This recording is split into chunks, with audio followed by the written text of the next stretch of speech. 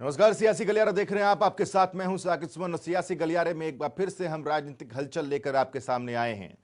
अगले आधे घंटे तक हम आपको बताएंगे कि प्रदेश की राजनीतिक गतिविधियां किस तरीके से हो रही हैं और किस तरीके से राजनीतिक दल अपनी स्ट्रैटेजी पर काम कर रहे हैं और किस तरीके से राजनीतिक दल दूसरे की स्ट्रैटेजी को खराब करना या फिर दूसरों पर शब्द बाण छोड़ने का काम कर रहे हैं। इन तमाम चीजों के साथ अगले आधे घंटे तक रहिए हमारे साथ, ताकि आपको पता चल सके प्रदेश की सियासत में चल क्या रहा है।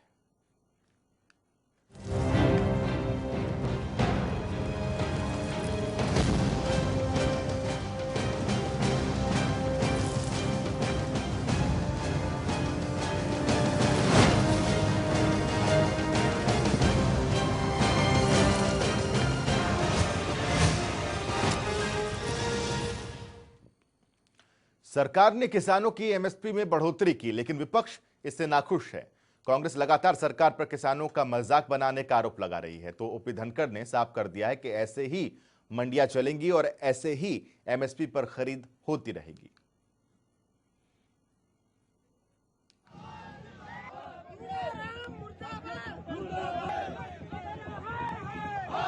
केंद्र सरकार ने किसानों के साथ फिर दोबारा से मजाक करा है। केंद्र सरकार ने किसानों के साथ फिर दोबारा से मजाक करा है।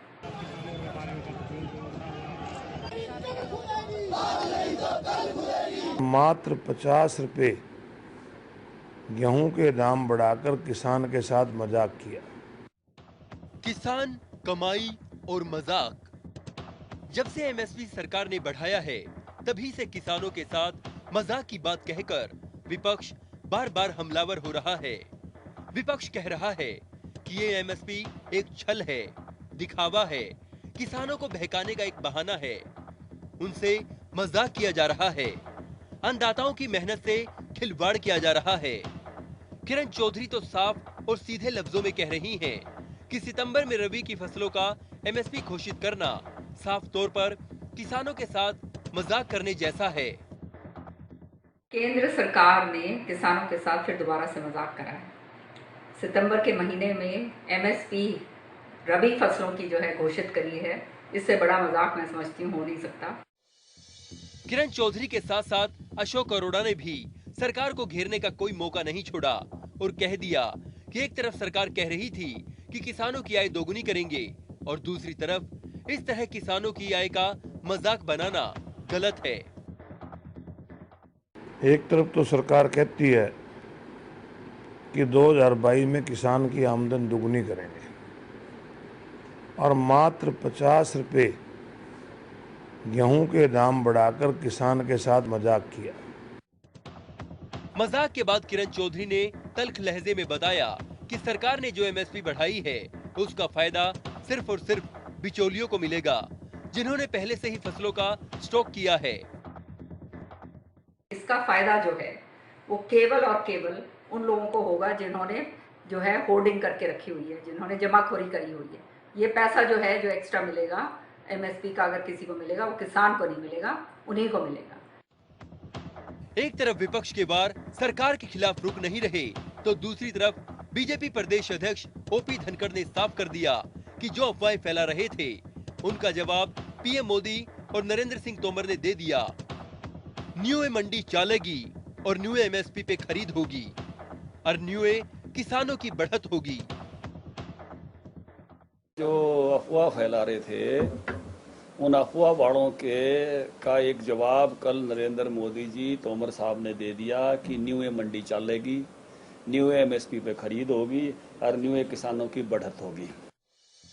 ऐसा पहली बार नहीं है जब किसानों के मुद्दे पर सरकार और विपक्ष आमने सामने हो।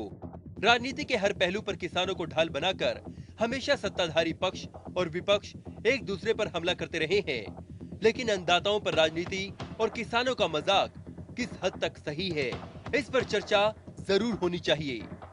ब्यूरो रिपोर्ट, जनता टीवी।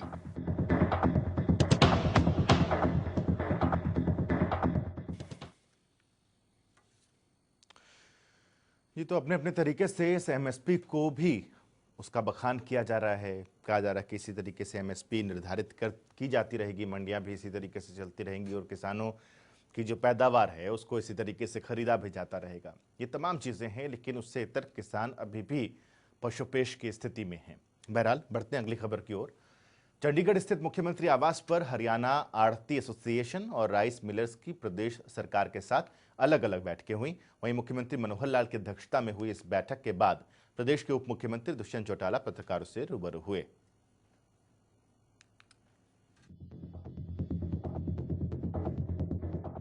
हरियाणा सरकार का बड़ा फैसला, मार्केट फीस में होगी कमी। मार्केट के अंदर भी अगर कोई प्रोड्यूस बिकेगा तो जो पहले 4% फीस लगती थी उसको 1% प्रदेश में हम करेंगे। धान खरीद पर कमेटी गठित, उसके अंदर एक committee ACS agriculture, finance secretary, ACS food civil supplies, इनके नेतृत्व में बनाई है। मर्जी के हिसाब से होगी पेमेंट, कि वो अपना मोड ऑफ पेमेंट थ्रू आड़ती चाहते हैं या डायरेक्ट पेमेंट चाहते हैं। 1 अक्टूबर से धान की खरीद, 1 तारीख से खरीद के लिए हम पूरी तौर पर तैयार हैं। जैसे ही केंद्र की तरफ से एमएसपी की राशि में बढ़ोतरी की गई, वैसे ही चंडीगढ़ में सरकार की आड़तियों और राइस मिलर्स के साथ अलग अलग बैठकें हुई। इस बैठक की अध्यक्षता मुख्यमंत्री मनोहर लाल ने की, जबकि उप मुख्यमंत्री दुष्यंत चौटाला भी इस बैठक में शामिल रहे। बैठक में हाल ही में संसद में कृषि विधेयक बिल पारित होने के बाद मंडी व्यवस्था सुचारू रूप से चलने के लिए सभी चीजों पर विस्तार से चर्चा की गई। बैठक में सरकार ने मार्केट फीस और रूरल डेवलपमेंट फीस 2% कम करने का फैसला लिया है। बैठक के बाद दुष्यंत चौटाला ने जानकारी देते हुए कहा कि इस दौरान आढ़ती एसोसिएशन ने मंडियों में सरकारी खरीद फरोख्त के साथ वैकल्पिक बाजार शुरू करने की अनुमति भी मांगी। इस पर एक कमेटी गठित कर दी गई है, जो आढ़तियों से बात कर 15 दिन में सरकार को अपनी रिपोर्ट सौंपेगी।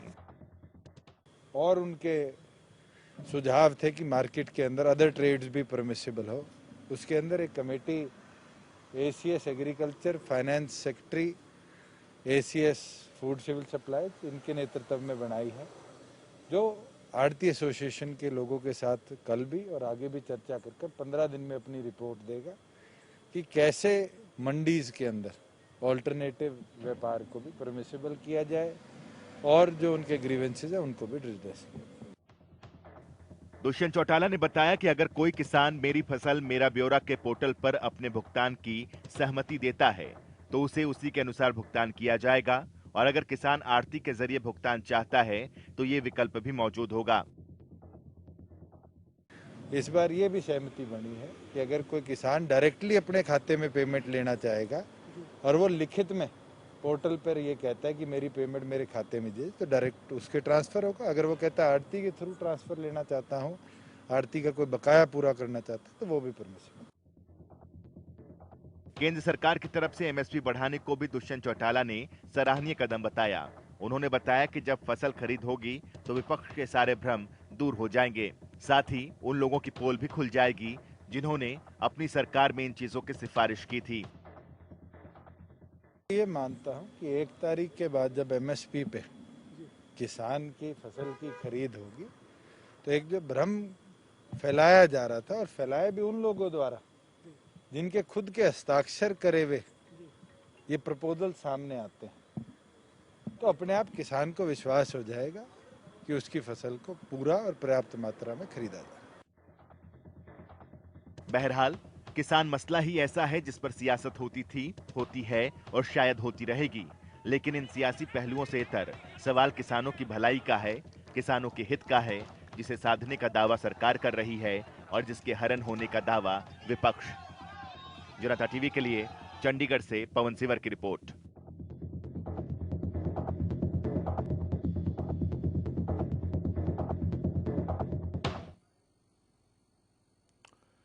जी, मसला यहीं पर खत्म नहीं होता है, मसला यहीं से शुरू होता है, आप ऐसा कह सकते हैं, क्योंकि इन्हीं तमाम चीजों के इर्द गिर्द प्रदेश की राजनीति इस वक्त घूम रही है और आगे आने वाले दिनों में भी घूमेगी। बहरहाल इधर हरियाणा के कांग्रेस के प्रभारी विवेक बंसल ने जनता टीवी से खास बातचीत की। इस दौरान विवेक बंसल ने बीजेपी जेजेपी सरकार पर निशाना साधा। साथ ही उन्होंने कहा कि कृषि अध्यादेश किसानों के हित पर एक कुठाराघात है। चलिए आपको सुनाते हैं और क्या कुछ कहा उन्होंने और किस किस पर उन्होंने तंज कसा। किसानों के मुद्दे को लेकर सड़क से लेकर संसद तक संग्राम जारी है। इसी पर बात करने के लिए हमारे साथ मौजूद है हरियाणा कांग्रेस के प्रभारी विवेक बंसल जी। कैसे इस किसानों के मुद्दे को आप देख रहे हैं, क्योंकि लगातार हम देख रहे हैं कि जो प्रोटेस्ट है वो किसानों का जारी है, लेकिन भारतीय जनता पार्टी ये कह रही है कि कांग्रेस जो है कहीं ना कहीं गुमराह करने का काम कर रही है। देखिए, इसमें बिल्कुल जो भारतीय जनता पार्टी तो सदैव ये कहती रही है, नेहरू जी पे आप आदरणीय जो नेहरू जी पंडित भारत के प्रधानमंत्री रहे, जिनकी न सिर्फ योगदान अपूर्ण योगदान है उनका अभूतपूर्व, बल्कि हर कोई उससे वाकिफ है, अवगत है कि उन्होंने भारत के निर्माण के लिए किस तरीके से क्या क्या कदम उठाए, जिस पृष्ठभूमि में उस पर भी आरोप लगाते हैं। आज कहीं ना कहीं ये कटघरे में खड़े हैं तो इनकी ये रणनीति रहती है कि वो बेस्ट डिफेंसेस ऑफेंस, तो अपने रक्षात्मक उसको रवैयों को अपनाते हुए ये आक्रामक हो जाते हैं कि कांग्रेस भ्रमित कोई हम ये कहें कि इन्होंने इतना 9 साल या 8 साल या 6 साल इन्होंने जनता को किस तरीके से भ्रमित किया। अच्छे दिनों की बात की इन्होंने, बात की नोटबंदी से काला धन आएगा, कितना काला धन आया, उसके सापेक्ष किस तरीके से लोगों को परेशानियां झेलनी पड़ी, छोटे और मध्यम उद्योग बंद हो गए जिससे रोजगार प्रभावित हुआ, जीएसटी किस तरीके से लागू की गई, और इनके पास ठोस कुछ कहने को रहता नहीं। आज बेचारा किसान वैसे ही तड़प रहा था, वैसे ही बिलख रहा था, वैसे ही जर्जर स्थिति में था, और उस पे जो प्रहार किया है कि वो जो कहते हैं ना last nail in the coffin, कि इस पे ये और बिल लाकर किस तरीके से, मुझे तो ये नहीं समझ में आता कि इनके सलाहकार कौन है, इनके जो रणनीति बनाने वाले कौन है। आखिरी जो इनके पास जो आखिरी जो चारा रहता है वो ये रहता है कि सांप्रदायिक माहौल कर दो, पाकिस्तान को ले आओ। आज क्यों नहीं 56 इंच का सीना दिखा रहे हैं चीन के खिलाफ? चीन किस तरीके से आंखें दिखा रहा है, और कहीं ना कहीं इनसे चूक हुई है। डोकलाम 2.5 साल 3 साल पहले से ये आ गया था डोकलाम में स्थिति, और तभी से इनकी नीयत साफ होनी चाहिए थी, पर ये शीपिंग के साथ ये पेंगे बढ़ा रहे थे झूले पे, मदहस्त थे कि हमारा स्वागत हो रहा है चाइना में, ये कह रहे थे। प्रश्न हरियाणा के लिहाज से देखें तो किस तरीके से इस आंदोलन को आगे लेकर जाएंगे? दूसरी तरफ जिस तरीके से केंद्र सरकार में जो समर्थन कर रही थी पार्टी अकाली दल, उनकी जो एक मंत्री थी उन्होंने इस्तीफा दिया, दुष्यंत चौटाला सरकार का संबंध है, वो ये कह रहे हैं कि अगर एमएसपी पर खरीद नहीं होगी तो वो भी जो आने वाले समय में इस्तीफा देंगे। इन सब चीजों को किस तरीके से? वो कह जरूर रहे हैं, पर अभी भी एनडीए घटक का हिस्सा है, उस हिस्से से बाहर निकले ना। ये थोड़ी ना होगा कि चोर के भी साथ रहो, पुलिस के भी साथ रहो, ऐसे थोड़ी ना होगा। दोनों तरीके के खेल थोड़ी ना खेले जाएंगे। तो बहुत बहुत शुक्रिया। ये थे हरियाणा कांग्रेस के प्रभारी विवेक बंसल, जिन्होंने जनता टीवी से खास बातचीत की। कैमरामैन चंचल गुप्ता के साथ स्पर्श शर्मा, जनता टीवी दिल्ली। दुष्यंत को लेकर के तरह तरह के सवाल उठ रहे हैं, उनके इस्तीफे की मांग लगातार की जा रही है।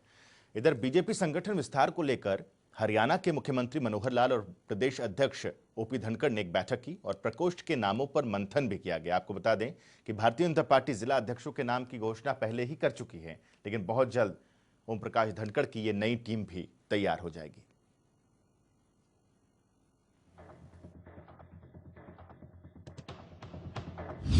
धनखड़ की नई टीम पर चर्चा, जिलाध्यक्ष घोषित, अब प्रकोष्ठ की बारी, पार्टी को और मजबूत करने की कवायद जारी। कोरोना से जंग जीतने के बाद हरियाणा के मुख्यमंत्री मनोहर लाल संगठन से लेकर सरकार तक सभी कामों को निपटाने में जुटे हैं। इसी को लेकर चंडीगढ़ में मुख्यमंत्री मनोहर लाल और बीजेपी प्रदेश अध्यक्ष ओपी धनखड़ ने एक बैठक की और संगठन में विस्तार को लेकर बातचीत की। बैठक में संगठन के महामंत्री सुरेश भट्ट भी मौजूद रहे। आपको बता दें, ओपी धनखड़ को हरियाणा बीजेपी की कमान संभालते अभी 2 ही महीने हुए हैं और वो संगठन में अपनी नई टीम बनाने में जुटे हैं ताकि पार्टी को मजबूती मिल सके। इसे जरा इस तरीके से भी समझा जा सकता है। 23 जुलाई को ओपी धनखड़ अध्यक्ष बने, पद संभालते ही संगठन विस्तार में जुटे। 26 दिन में जिला अध्यक्षों के नाम घोषित। धनखड़ की नई टीम में 19 जिला अध्यक्ष नए बनाए गए, 3 जिला अध्यक्षों के नाम रिपीट किए गए। अब जरा देखिए कि एक तरफ बीजेपी अध्यक्ष ओपी धनखड़ हैं जो पद संभालते ही अपनी नई टीम बनाने में जुट गए हैं, तो दूसरी तरफ कांग्रेस है जिसकी प्रदेश अध्यक्ष कुमारी सैलजा को पद संभाले लगभग 1 साल हो चुका है, लेकिन संगठन का विस्तार अब तक नहीं कर पाए। बहरहाल सीएम मनोहर लाल के कोरोना संक्रमित होने के चलते प्रकोष्ठ के नाम तय नहीं हो पाए थे। ऐसे में अब मुख्यमंत्री मनोहर लाल कोरोना से जंग जीतकर लौटे हैं तो प्रकोष्ठ के नाम पर अब मंथन हो रहा है। चंडीगढ़ से जनता टीवी के लिए पवन सिवर की रिपोर्ट।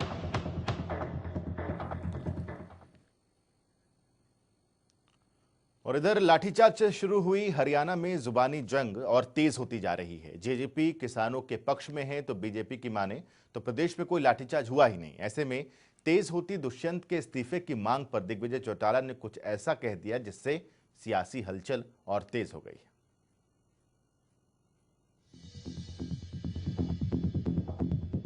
किसानों पर लाठीचार्ज इस वक्त हरियाणा की राजनीति का सबसे बड़ा मुद्दा है। विपक्ष सरकार पर हमलावर है तो सरकार खुद दो हिस्सों में बंटी नजर आ रही है। गठबंधन में जेजेपी और बीजेपी दोनों ही पार्टियों का रुख लाठीचार्ज पर अलग अलग है, जिसकी वजह से गठबंधन की सरकार में अलग अलग बयान सामने आ रहे हैं। सीएम कुछ कह रहे हैं तो डिप्टी सीएम कुछ, और अब डिप्टी सीएम के छोटे भाई जेजेपी नेता दिग्विजय चौटाला को सुनना भी जरूरी है। दिग्विजय चौटाला ने लाठीचार्ज पर भी बयान दिया, लेकिन उससे पहले जो लोग दुष्यंत का इस्तीफा मांग रहे हैं उनको दिग्विजय का जवाब सुनाते हैं। दुष्यंत चौटाला के इस्तीफा देने से 3 अध्यादेश पर क्या फर्क पड़ेगा? आप मेरे से ज्यादा ज्ञानी हो, पत्रकार हो, आप ही मुझे बता दो क्या फर्क पड़ेगा। कोई फर्क नहीं पड़ेगा। जी, हम भी जानते हैं कोई असर नहीं पड़ेगा, लेकिन राजनीति में हमेशा 2 पर्दे होते हैं। एक पर्दा वो जो जनता को दिखता है, लेकिन दूसरा वो जिसके पीछे असल राजनीति की रणनीति तैयार होती है। और दिग्विजय उसी दूसरे पर्दे की ओर इशारा कर रहे हैं कि हुड्डा चाहते हैं दुष्यंत इस्तीफा दें और सरकार गिर जाए, कहीं मौका लगे तो कांग्रेस सरकार बना ले और हुड्डा मुख्यमंत्री बन जाएं। भूपेंद्र हुड्डा ये चाहते हैं भाई इन भोले वाले किसानों से ये कहलवा कर इससे तो इस्तीफा दिलवा लो, बीजेपी जेजेपी की सरकार को गिरा लो और तेरा कोई दाव लग जाए तो मुख्यमंत्री बन जाए। ये तो हुई सरकार बनाने और गिराने की बात, लेकिन दिग्विजय चौटाला को यह भी बताना चाहिए कि प्रदेश को मिले 2019 के जनाधार के मुताबिक मौजूदा दौर में जेजेपी के बिना समर्थन के किसी की सरकार बन नहीं सकती। खैर, ये सारा फसाद जहां से शुरू हुआ वो दिन था 10 सितंबर का और जगह थी पीपली। किसानों पर बरसी लाठियों की इन तस्वीरों का दर्द जेजेपी पहले दिन से ही छलका रही है। दिग्विजय एक बार फिर कह रहे हैं, किसानों पर बरसी लाठी का दर्द जेजेपी को है। सीएम और डिप्टी सीएम के बीच बात हो चुकी है, कार्रवाई होगी, जरूर होगी। निश्चित तौर पर कार्रवाई होगी और मैं आज भी इस बात को कह रहा हूं, दुष्यंत जी की और मुख्यमंत्री जी की आपस में इस बात पर खुल करके चर्चा हुई है। जो लोग और जिन लोगों की बदौलत अगर निहत्थे किसानों पर कोई लाठी चली है, उस पर कार्रवाई होनी भी चाहिए और होगी। लाठीचार्ज से जुबान तक, बयान से तकरार तक, सरकार गिरने से लेकर सरकार बनने तक, हाँ से ना तक और दर्द से मुंह फेरने तक, सरकार में इस वक्त किसी बात की चर्चा है तो सिर्फ इस बात की कि लाठीचार्ज हुआ या नहीं। लेकिन सियासतदानों को ये सोचना होगा कि इन बयानों के आगे दुनिया और भी है, अभी इम्तिहान और भी है। जनता टीवी के लिए कलावली से जगदीश प्रजापति की रिपोर्ट।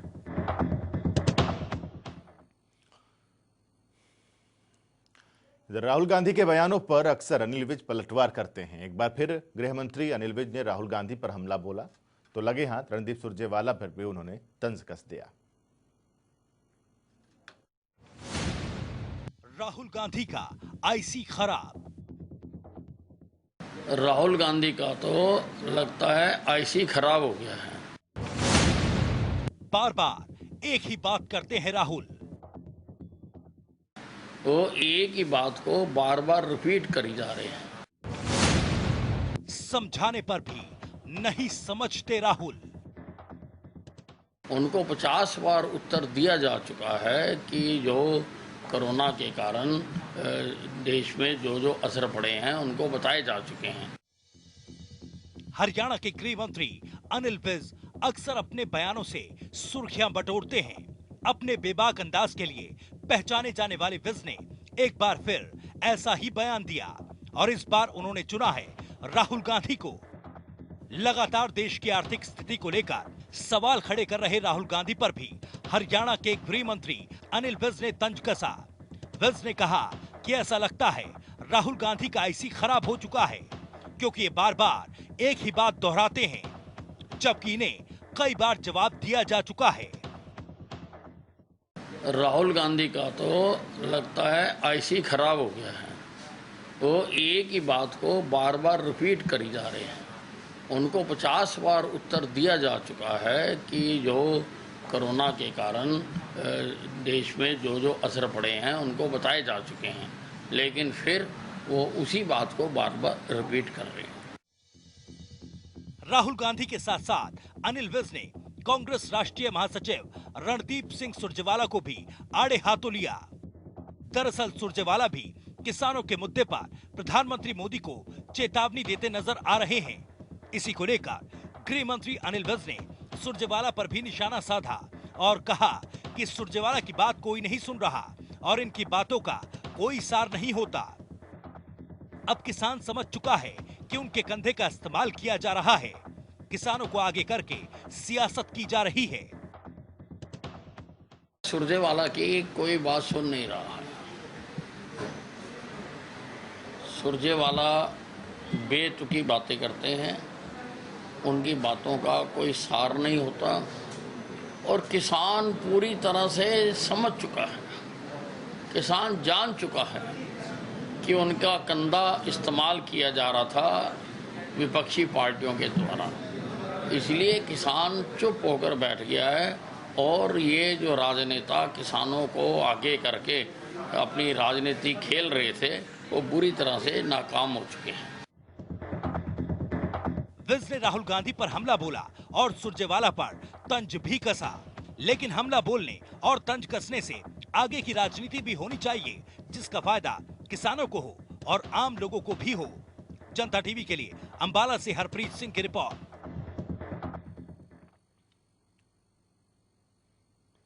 तो इसी के साथ सियासी गलियारे में आज के लिए बस इतना ही। कल कुछ और अहम सियासी खबरों के साथ आपके सामने हाजिर होंगे। फिलहाल दीजिए इजाजत, एक छोटा सा ब्रेक, खबरों का सिलसिला लगातार जारी रहेगा।